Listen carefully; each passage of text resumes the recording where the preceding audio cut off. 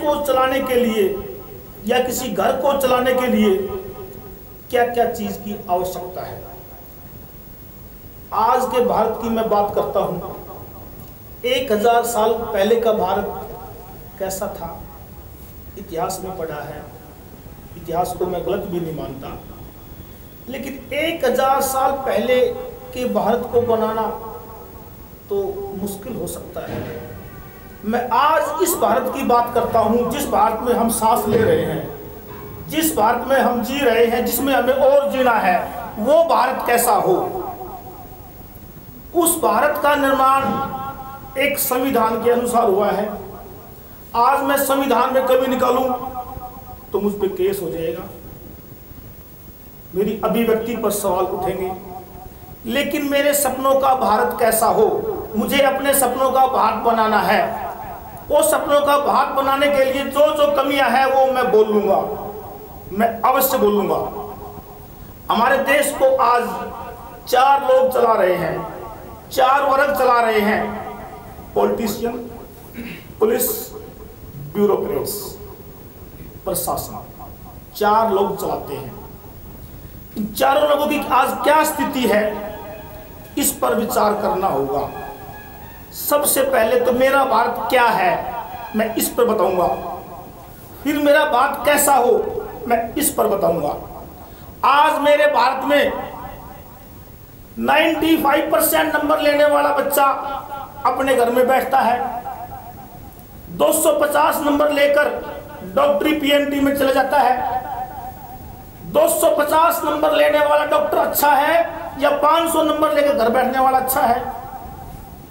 एक व्यक्ति 40 नंबर लेकर ऑफिसर बनता है, एक बच्चा 100 नंबर लेकर अपने घर बैठता है। हमारे देश में जाति आधार पर योग्यता नापी जाती है, क्या ये ठीक है?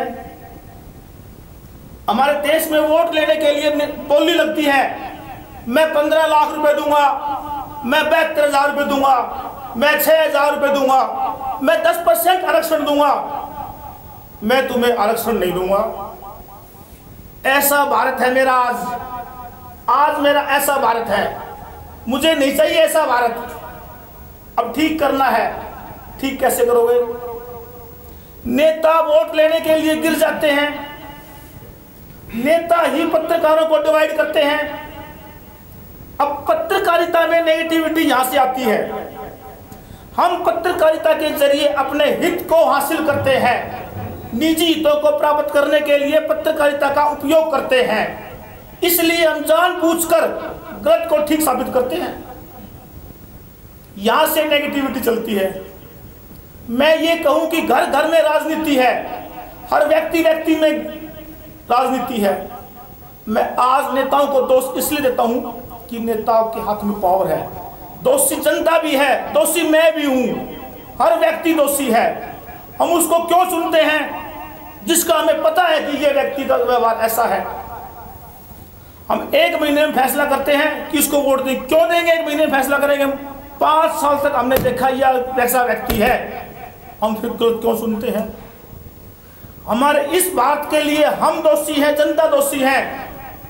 लेकिन एक सवाल और उठता है, इस लोकतंत्र में इस राजनीति ने एक आम इंसान को इतना कमजोर कर दिया है, उसकी आवाज सुनने वाला कोई नहीं है। उसकी आवाज को दबाने के लिए 1000 दिक्कतें हैं। मैन पावर, कानून की पावर। हमारे यहाँ शिक्षा की इतनी कमी है, हमें अपने अधिकारों का नहीं पता कि हमें इस देश में क्या क्या अधिकार हैं, हमें नहीं पता। और उस अशिक्षा का फायदा उठाते हैं हमारे नेता। आज पद पाने के लिए गठबंधन हो रहे हैं। मैं किसी एक पार्टी को भी अच्छा नहीं मानता, किसी को गलत नहीं मानता। सभी की एक ही नीति है, सत्ता को प्राप्त करना है। उसको इस तरीके से, उसको इस तरीके से। ऐसी इस देश में एक भी पार्टी नहीं है जो सिद्धांतों के आधार पर वोट मांगती हो, जो काम के आधार पर वोट मांगती हो। सभी पार्टियां प्रलोभन देती हैं। उस प्रलोभन का तरीका अलग हो सकता है, कोई आरक्षण देकर, कोई नौकरी देकर। आज चुनाव के समय देखो, कोई ऐसी पार्टी बची है जिसने प्रलोभन नहीं दिया हो? हर पार्टी ने प्रलोभन दिया है, हर पार्टी ने उस स्तर तक गिरने की कोशिश करी है, चाहे देश के टुकड़े हो जाएं, चाहे देश आज खंडित हो जाए, पर मुझे मुझे मुझे पीएम बनना है, मुझे सांसद बनना है। देश की परवाह किसी को नहीं है। मुझे ऐसा भारत नहीं चाहिए, नहीं चाहिए मुझे ऐसा भारत। मुझे ऐसा भारत चाहिए जहां योग्यता की कदर हो, गुणों की कदर हो, योग्यता के आधार पर उसको पद मिले, उसका चयन जाति के आधार पर नहीं, क्षेत्र के आधार पर नहीं, योग्यता के आधार पर उसका चयन हो। हमारे सपनों का भारत ऐसा सपना हो जो सुरक्षित सो सके, हमारी बहन, हमारी बेटियां, हमारी माताएं सुरक्षित अपने घर वापस आ सकती हैं। जिनके बच्चे कॉलेज में पढ़ते हैं उनसे पूछो माँ बाप से, जब तक बच्चे घर नहीं आते चिंता रहती है। क्यों? ऐसा बात हमें नहीं चाहिए। हम किस देश की बात कर रहे हैं? हम आज भी गुलाम हैं, आज भी गुलाम हैं। अंग्रेजों के समय पर हम टैक्स देते थे, वो मनमाने टैक्स देते थे हमारे से।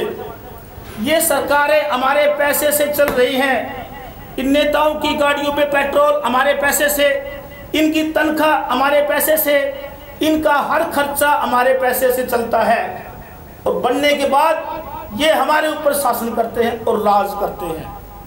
इन सब का एक ही तरीका है कि हमारी शिक्षा की कमी, और हमें वहां तक बांट दिया गया है, हमारे मनों में जहर फैला दिया गया है।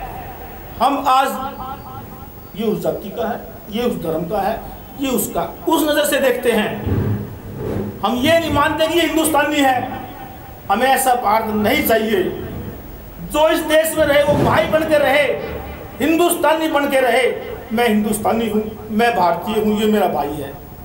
हमें कोई चोरी की, डकैती की, इज्जत लूटने की, बलात्कार की कोई समस्या नहीं, रोजगार की चिंता नहीं। आज हमारे बच्चे सिर्फ रोजगार के लिए पढ़ते हैं।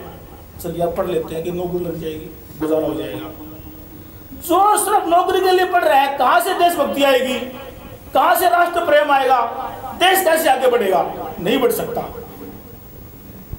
आज भ्रष्टाचार चरम सीमा पे है, हर फील्ड में है। किसी भी नेता ने देश को बख्शा नहीं है। फायदे उठाने के लिए हॉस्पिटल, प्राइवेट हॉस्पिटल, क्यों प्राइवेट हॉस्पिटल? उनके बिल देखो, उनका इलाज देखो। एक मध्यम श्रेणी का व्यक्ति हॉस्पिटल में इलाज भी नहीं कर सकता। स्कूल, सरकारी स्कूलों की बुरी हालत है। प्राइवेट स्कूल के मालिक पैसे वाले बनते जा रहे हैं। क्यों? एक बार राजनीति में आ गया, एमएलए बन गया, एमपी बन गया, उसके बच्चे आकाश में चले गए। कल तक जो गरीब थे, भूखे नंगे थे, एमएलए बनने के बाद हजारों करोड़ के मालिक हैं। उनसे हिसाब कोई क्यों नहीं मांगता कहां से पैसा आया? राजनेताओं से हिसाब कोई क्यों नहीं मांगता कहां से पैसा आया? ये पैसे तूने कहां से कमाए? कोई नहीं पूछता। एक नेता पूछेगा, कल दूसरा पकड़ लेगा उसको। आज हमें यह समझना पड़ेगा, इस देश में पॉलिटिशियन, ब्यूरोक्रेट्स, पुलिस, प्रशासन सभी मिल गए हैं और मिलकर हमारा शोषण कर रहे हैं। जब पुलिस फंसती है, नेता बचाते हैं, ब्यूरोक्रेट फंसते हैं, पुलिस बचाती है। सारे के सारे चोर हैं, चारों के चारों, और जनता को लूट रहे हैं। हमारी समझ में नहीं आती है। जिस दिन समझ में आ जाएगी वो मेरा भारत होगा। मुझे ऐसा भारत चाहिए जब हर व्यक्ति शिक्षित हो, अपने अधिकारों को जाने और नेताओं की चाल में ना आए। नमस्कार।